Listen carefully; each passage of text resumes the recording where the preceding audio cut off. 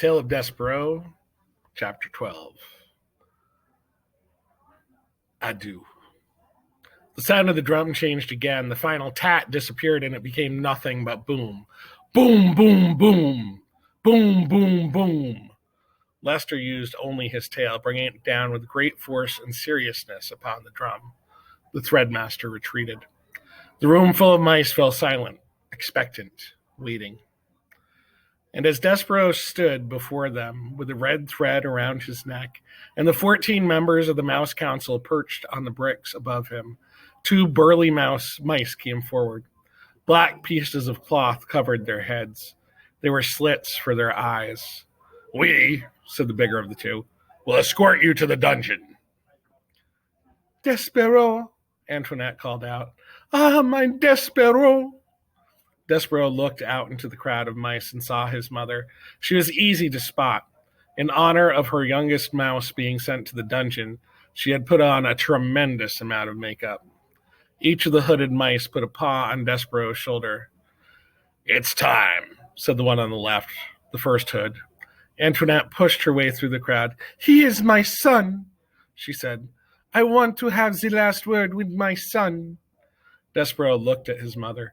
He concentrated on standing before her without trembling. He concentrated on not being a disappointment. "Please," said Antoinette, "what will happen to him? What will happen to my baby?" "Ma'am," said the first hood. His voice was deep and slow.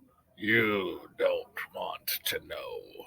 "I want to know. I want to know. He is my child, the child of my heart, the last of my mice babies." The hooded mice said nothing. "Tell me," said Antoinette. "The rats," said the first. "The rats," said the second. Yes, we, the rats. What of them?" "The rats will eat him," said the second hood. "Ah," said Antoinette, "mon Dieu."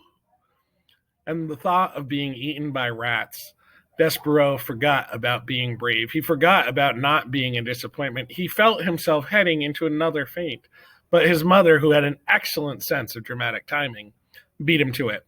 She executed a beautiful, flawless swoon, landing right at Despereaux's feet.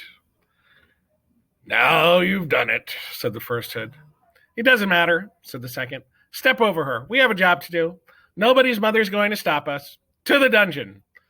"To the dungeon," repeated the first hood, but his voice, so deep and certain a moment ago, now shook a tiny bit. He put a paw on Despereaux and tugged him forward, and the 2 hoods and Despereaux stepped over Antoinette. The crowd parted.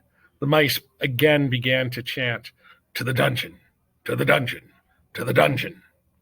The drumbeat continued.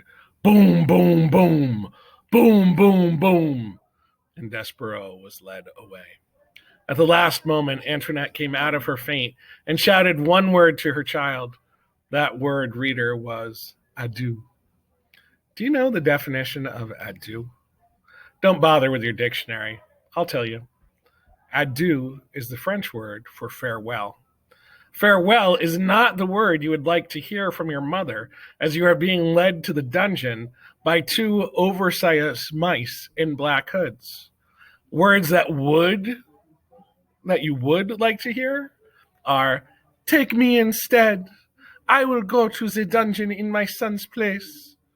There's a great deal of comfort in those words. But reader, there is no comfort in the word farewell, even if you say it in French. Farewell is a word that in any language is full of sorrow. It is a word that promises absolutely nothing.